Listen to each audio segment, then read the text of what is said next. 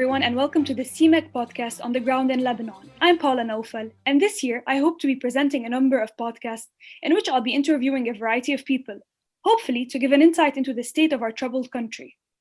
Lebanon has suffered a series of crises in recent years, from the huge influx of refugees to the more recent explosion in Beirut's port, as well as the deepening economic crisis.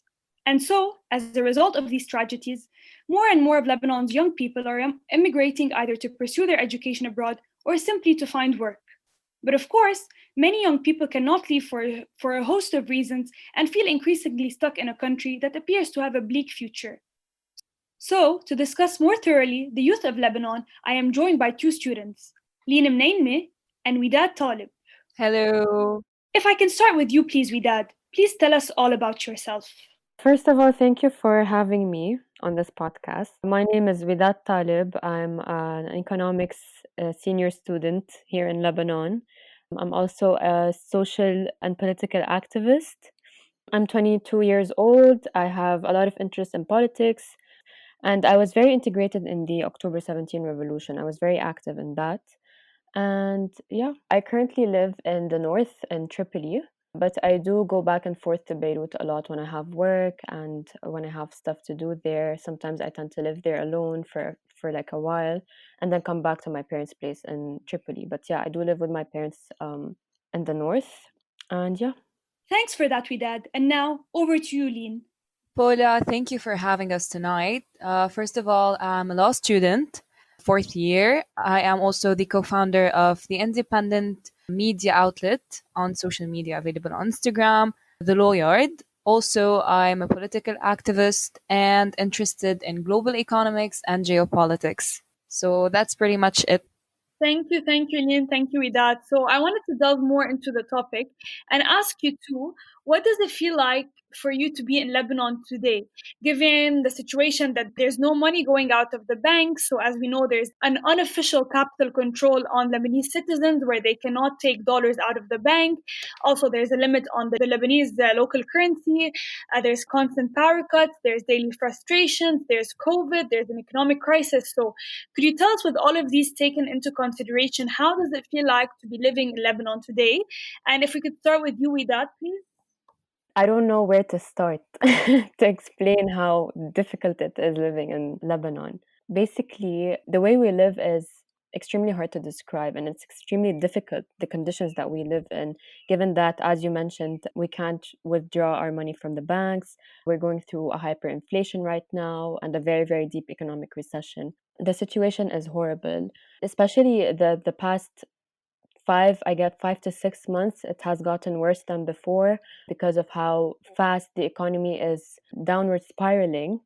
It's very hard. Like, we witness so many things. We witness so much violence. We witness so much poverty. We witness just so much difficult situations that the Lebanese population that they have to go through. We have to like witness it and go through it, especially in our what we do as activists. Like, we fight for the change. We try to come up with the solutions. We try to help people. We try to be there for everyone. So it's very difficult, the situation right now. I don't know how to really explain it. It's kind of hard to comprehend when you're not here, when you're not actually living in the situation. Everything is extremely expensive, and the currency has no longer has the same value it used to have prior to the financial collapse of the currency. So people, their salaries, for example, no longer equate to anything when it comes to the Lebanese pound. They can barely sustain themselves until the middle of the month, let alone to the end of the month. So you can only imagine how difficult it is to live here.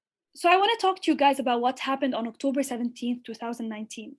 First, Lyne, can you tell us what happened on that day and why it happened and what has been achieved?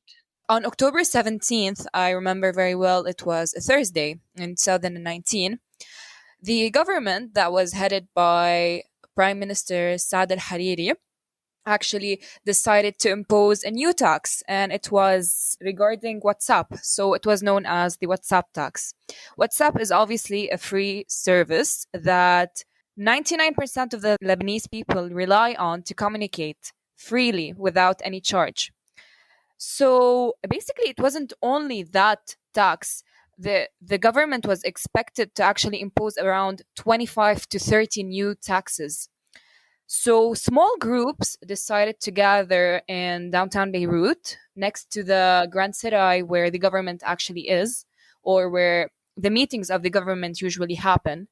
So it was an anti-government protest. It started out with around 15 people. Then a minister, actually, the Minister of Education, Akram Shahayeb, happened to be passing by the area there. So protesters followed his cars, and his bodyguards ended up shooting at protesters. And this mainly triggered thousands to go down the streets that day. And this is how it started. It started out with 15 people, then the number increased to around 100, a couple of hundred, until it reached around thousands. And then people gathered the second day, the third day, and for like weeks, they protested against the whole Lebanese state. The government actually ended up resigning around 13 days later. And this is basically the first phase of what we call the revolution. Later on, Lebanon started going into an economic crisis, which was already happening, but it got worse and worse until in December they appointed former Prime Minister Hassan Diab. Basically, the causes of the Lebanese revolution is that simply Lebanese people were tired. They were tired of a system that was killing them every day, a system that deprived them, a system that starved thousands, a system that isn't fair. You know, Lebanese people deserve better than this. We are ruled by politicians who've been there for around 40 years. Most of them are warlords. They participated in Lebanon's civil war. They killed thousands, and yet they still are killing people indirectly by these policies. You know, we've had the same Speaker of the Parliament for the last 30 years. He's been there since 1990. And I think he's going to be there for more 10 years if we don't really act. We need to act because at this point, in 3 months, Lebanon's economic system will be collapsing totally. Widad, how did you see the October 2019 revolution unfold? I'd like to add to what Lyne was saying about the economic crisis. It was triggered by the tax that was put on the WhatsApp. It made people just say that we can't handle this anymore. We need to go down to the streets. We need to protest. But the economic crisis actually started way before the October Revolution. It started somewhere maybe 3 to 4 years before that. It's when a lot of analysts, a lot of people said that there was some sort of Ponzi scheme that was being run by the Central Bank of Lebanon, which aimed to borrow money from commercial banks at above market interest rates to pay back debts while still maintaining the Lebanese pound's fixed exchange rate with the US dollar. Many people blamed the banks for what happened. Many people blamed the ruling class. Many people blamed the elite class who have dominated the politics in Lebanon for so long for this economic crisis. But the way it all unfolded was 5 years ago, or say something like that, maybe like 5, maybe less, give or take. That's when the actual crisis started happening. It was when the central bank started imposing these very high interest rates on the banks. And that's when the economic analysts and political analysts started to say that there is an economic collapse that's coming. There's a very, very bad phase that we are going to get into if we don't stop this. That's when we reach 2019. And that's why I believe people started to go down to the streets. It was their economic conditions that were extremely bad. They were just fed up with the system. They were fed up with the lies. They were fed up with the corruption. They were fed up with the sectarianism. They were fed up with just the confessional system that we have in this country. And I believe that's the main reason why people took the streets. They just wanted to eradicate this confessional system and to start building and growing a new system that's secular, that's far away from anything that's related to sectarianism. Because as you know, the political parties in Lebanon, each of them, they follow like a different kind of religious rhetoric. So one party is for the Sunnis, one party is for the Catholics, and the other is for the Maronites. It's a mess. It's a sectarian mess here in Lebanon. So I believe that people were fed up of that. So basically, like when we see that all of our, let's say me and Lyne, our group of friends, we don't even like ask of anyone's religion, like what do you believe in, or what your religion is, or whatever. But there are so many people in this country who still act and behave like this, and they still discriminate against each other based on what they believe in, or based on what their religious sect or identity is. And I believe that a relatively big amount of people in Lebanon are fed up with that kind of behavior. And that's why, especially because it's very intertwined in politics and it's how our system is based. So I believe that people were fed up with that. If you heard the chants, which I'm sure you did, in the October 17 revolution, they all called for the eradication of sectarianism. They all called for the secular state and these kinds of things.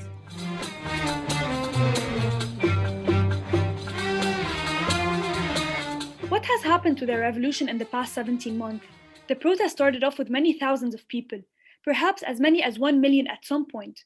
But now, nearly 18 months later, there are no protests. Why is that? Why the huge change, Lyne? It began with thousands, maybe around a million, and now we barely see any people in the streets. You know, Paula, I'm going to tell you something. People not protesting at some point is actually also a message.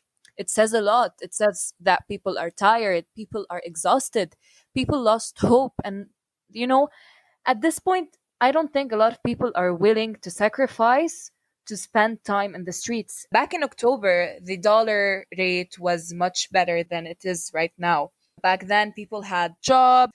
A lot of people were actually doing better on an economic level. Now they cannot leave their jobs. They cannot do anything. They have to stay because there isn't any other option for a lot, actually. This is on a social level. More also on a political level, October 17th was something that wasn't planned. It happened just out of nowhere. It was sudden. However, later on, the revolution started taking a political path, which means that it started becoming more of a political opposition. And a lot of people who went to the streets in the first 2, 3 days were actually still belonging to political parties. And they see that the revolution is against their political party at some point, at this point, actually. They see that a political opposition might hurt their political party or their favorite politician. So they will leave, they will go back to where they come from, which is the political environment they belong to and they were raised in. So this is on a social and political level. Also, you have COVID. A lot of people are scared of COVID since our healthcare system isn't really that great. We might not find a bed. We might not be accepted at some hospitals. So a lot of people aren't risking their lives anymore. And personally, I see that the youth now want to focus on political work. We should start preparing for the elections, whether it was at universities or the municipalities elections or the parliamentary elections. We should start working on a political path. And this is how basically we will change. Political change will give us whatever we're looking for or whatever we're aiming for. So this is why the numbers changed. And I think at this point, the protests won't really do anything if we do not have a political plan.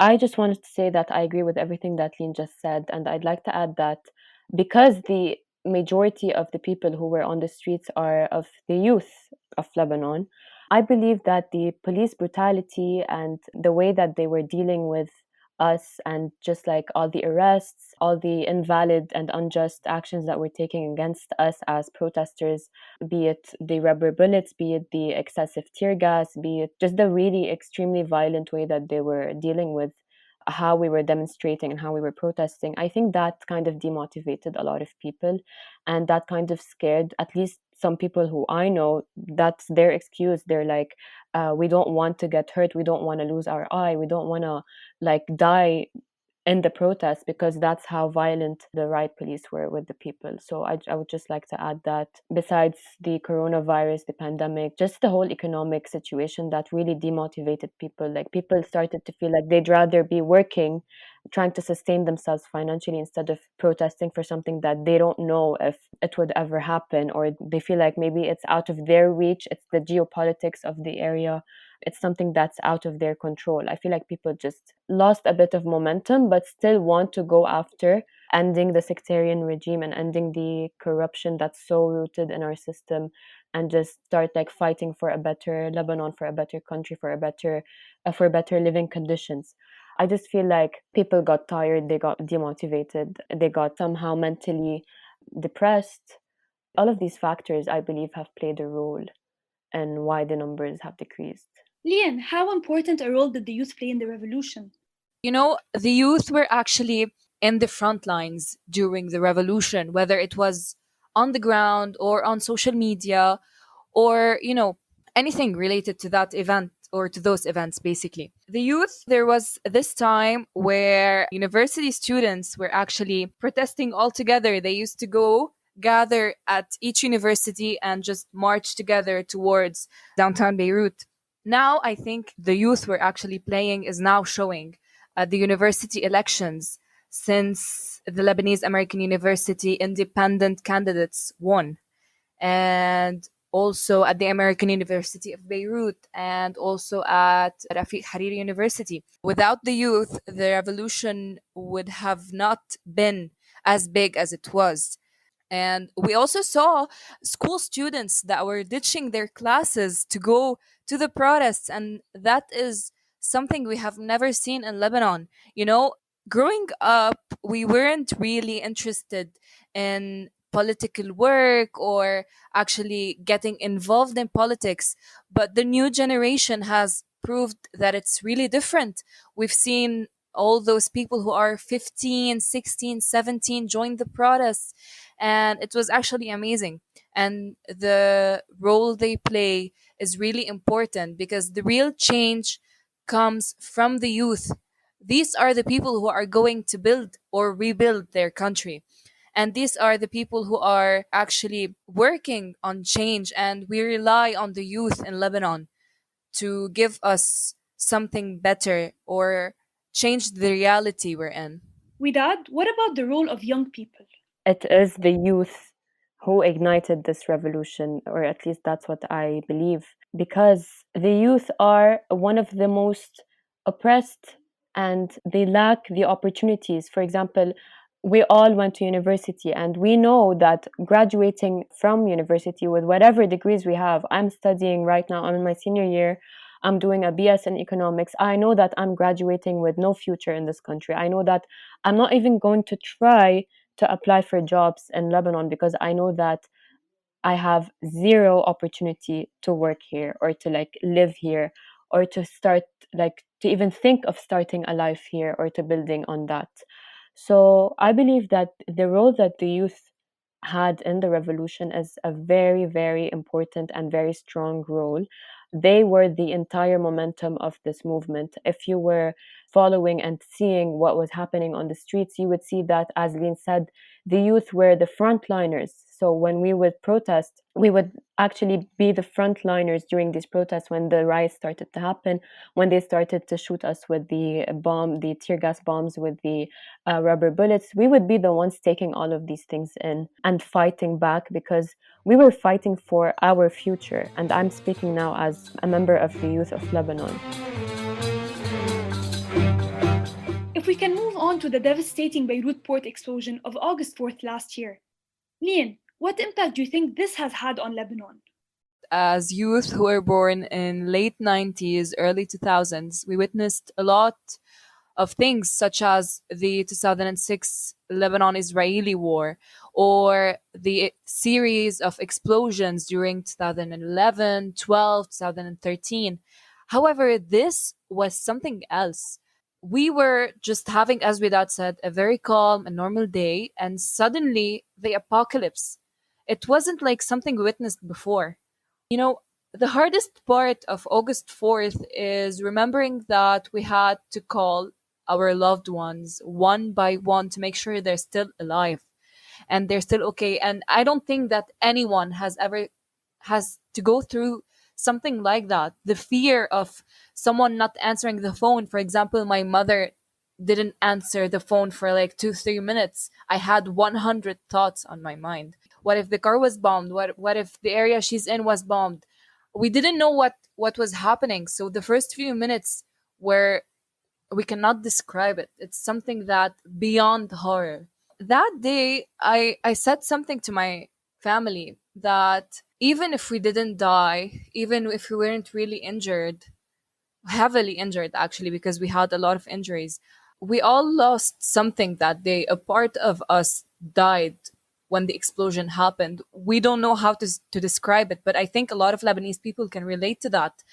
The heartache that this explosion gave us is undescribable. It's like someone killed a person you love. Beirut, this area that was affected is an area the youth stay in. There's a lot of pubs, cafes, bars, restaurants. It's somewhere we go to escape the chaos. It's one of the most peaceful areas. So seeing all of your memories shattered within seconds is something that we cannot describe. And that's aside from the people who were killed, all those young, amazing people who had a bright future waiting for them, but they were killed, and they were unjust, they were killed by the government. I think that's the worst part. The fact that this could have been prevented. We only got out of the state of shock and denial by helping others, by going to the affected areas and helping out NGOs and volunteering. Lyne, we hear there are 300,000 applications from Lebanon, mainly young people wanting to immigrate. What do you think that says about Lebanon? Basically, the youth of Lebanon are running away from the reality we live in. We live in a reality where we cannot dream, where we cannot plan anything. We cannot even think about having a decent future. All we have to think of is, well, okay, I'm just going to work, so I won't have to worry about having food on the table, or I won't have to worry about my parents needing some money, or my parents being kicked out of their jobs. This is what basically we worry about. Meanwhile, the youth in other countries or all over the world or in more developed countries, they think, okay, in my early 20s, I want to have fun. I want to enjoy time with my friends.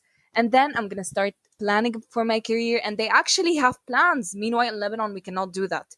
So Lebanese youth are actually heading towards a big immigration wave, especially those ones who actually want to continue and pursue their studies because they think that pursuing a higher degree in some European country or the States or whatever can actually be the only way out. Because at the moment, the world is witnessing a global economic crisis because of COVID-19. So the only way out, or the most guaranteed way out, is pursuing your studies outside. However, the consequences will obviously be negative, whether it was on the short term or the long term. For example, on the short term, we are currently suffering from the lack of doctors and medical staff in hospitals, especially nurses, because a lot of them have immigrated. Lebanon was famous for having around one doctor for each 100 patients, which is a great number. But now this number will be different because a lot of them are leaving the country for better opportunities. We do not have opportunities in Lebanon. Our opportunities are very limited. And the salaries right now, with the change of the dollar rate, are nothing. You cannot do anything with your salary because the minimum wage is basically around $80 to $90, depends on the daily rate. So it's nothing. You cannot buy a house. You cannot build a future. You cannot do anything. You can't even buy yourself a car, a used car, just to go back and forth to your job. Widad, what impact is this brain drain going to have on the country? The effects on the economy, they can be really seen and felt very quickly because it's a loss of skilled workers. It's a loss of so many. I believe the only good thing is that the government no longer gets that many taxes from the citizens, because there would be like a tax revenue from the loss of population. In addition to that, there would be on the long term losses of potential entrepreneurs in the country. There would be a decline in competitiveness. It can lead to a shortage of skilled workers, which is extremely important in an economy. It also reduces confidence in the economy. So, for example, if anyone ever thought of investing in Lebanon, would no longer invest due to that kind of economic crisis. Also, on the long term, it would greatly impact the GDP of the country. It would cause it would make it decrease in very apparent levels. And I believe that that is exactly where Lebanon is going, with the amounts of people who are applying to travel abroad, who are looking for opportunities elsewhere. The only good thing, it's not a good thing, but it's kind of something that would sustain people in Lebanon, is that the Lebanese diaspora is one of the main sources of dollars into the country. If that did not exist, I don't know what kind of economic situation we would be in right now. I think the poverty rates would be much, much higher than that. And Widad, are you planning on staying in Lebanon? So whether I'm planning to leave the country or not it has been a dilemma. There isn't anyone not planning to leave. That's a fact. That's a given. But actually taking that step and leaving, I do have the opportunity to leave. I was born and raised in the GCC, and I have that opportunity to go back there. But I have been kind of hesitant about whether I should seize that opportunity or not. And that's mainly because I just don't know whether I want to stop what I've been doing. I've been fighting this oppressive system for a while now, and I don't know if it's worth it to just give up right now and just pack everything and just leave. At the same time, I know that in order to sustain myself mentally and emotionally, in order to have a stronger fight against this government or system or whatever you want to call it, I have to be somewhere where I would be able to financially sustain myself, and I would be able to grow and to gain more experiences and to gain more insights and knowledge. And that is something that I can definitely, I can't do in Lebanon. So it's kind of a dilemma right now. I do have the opportunity. I did plan for it, but I don't know if I'm ever going to take that step or not. But I am inclined towards taking it. And Lyne, what about you? I was actually planning on leaving Lebanon by the end of 2021, which is around in a few months. However, I decided that I would be taking a year gap to actually try maybe finding some opportunity in the country, test, as they say, test the waters. I'm just going to try to give this country maybe last chance before actually deciding on leaving, because leaving means that I will be leaving my family behind, my friends, everything that I have behind, and starting from scratch. And this is not really easy to do, especially as I mentioned before that there's a global economic crisis. So I think I'm going to give Lebanon one last chance. And if it doesn't work out, I will be leaving, unfortunately, to pursue my master's somewhere. So, yeah. Of course, there are many young people who don't have the option to leave because they don't have the English or the education. This question reminds me of why we actually started the fight, why we want to change. Because if you're not really privileged enough, you cannot leave. If you do not want to pursue your education, if you do not want to find a good job, you cannot leave. So I feel like we have a social responsibility. We have a social duty to fight for those who do not have any other option. Widad might leave for a good job opportunity. I might leave for my master's. But those who can't, I think we should fight for them. Even if it's hard, it needs a lot of sacrifices. But I think we're not only going to be fighting for them, we're going to be also fighting for us to have a better country so we can actually come back if we ever leave, and maybe raise our kids and raise future generations in Lebanon. Because I think Lebanese people do deserve better, and we deserve a country where we actually have a decent life and nobody has to leave their home. But Lyne, you eventually plan to return? I do. Of course I do. This is our home, this is our country, and we deserve to come back. We do not deserve to live abroad all of our life. I think that we deserve somewhere we call home, where we actually feel safe, we actually feel that we have our rights, we actually feel that we have a state that can protect us and not fight us. And, I think October 17 was the start of something. Change doesn't come this fast. It won't happen within months or just 2 or 3 years. No, it will need around 10 years minimum. So I think I'm glad October 17 happened, because this will pave the way for a better Lebanon, where we can actually stay and have somehow what we call a normal life. So yeah, I would come back if something happens and changes how our country is. Yeah, I would. So many thanks to you both, Widad Taleb and Mneimneh, on your fascinating take on what's happening in Lebanon. These are certainly difficult times for a beautiful country. Also, I'd like to say thanks to CMEC, the Conservative Middle East Council, for providing this platform for our discussion. I hope to return later this year with further podcasts on Lebanon. So from me, Paula Naoufal, it's goodbye.